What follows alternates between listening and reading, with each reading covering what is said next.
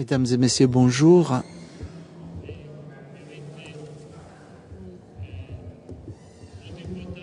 Il va sans dire qu'il est très important que le prorecteur à la recherche puisse exprimer quelques mots de salutation. Recherche, transfert de connaissances, transfert de technologie ne sont qu'un ensemble et c'est un changement de paradigme qui est en train de se matérialiser en Italie. Et les études et les données que vous venez de voir et que vous allez voir aussi cet après-midi montrent bien qu'il est important que l'université raisonne depuis que les étudiants arrivent en créant des opportunités d'emploi et notamment en créant un état d'esprit pour ce qui est du travail indépendant et autonome. Seulement quelques mots avant de passer la parole à l'ami Patrizio Bianchi. Nous avons grand besoin de récupérer, de rattraper 30 ans.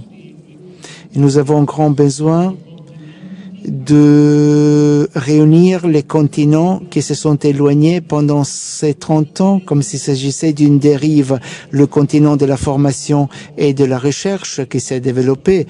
Vous savez pourquoi les kangourous existent en Australie et les éléphants en Inde, les continents de la recherche et de la formation qui s'est développé le long d'une voie en produisant de très bons diplômés, de très bons chercheurs qui font l'envie du reste du monde.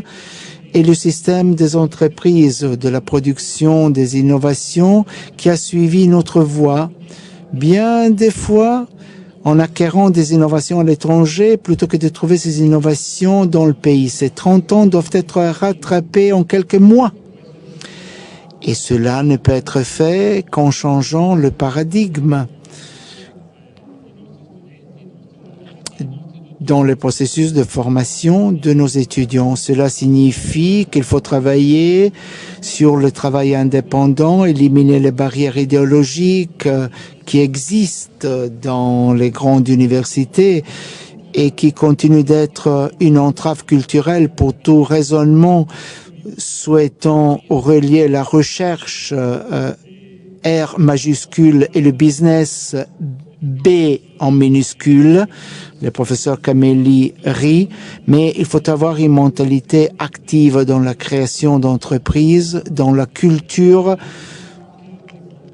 suscitée. L'université a aussi d'autres missions.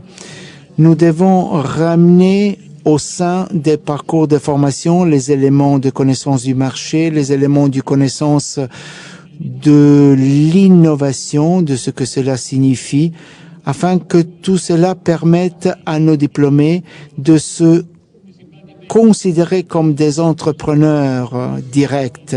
Il ne s'agit pas seulement des ingénieurs, il s'agit de transmettre une mentalité profonde qui touche à l'industrie de la création, qui touche à toute la moitié de la Lune, qui continue de produire de la culture, des savoirs, la liaison avec la société civile. C'est un parcours, c'est un chemin que nous devons faire rapidement.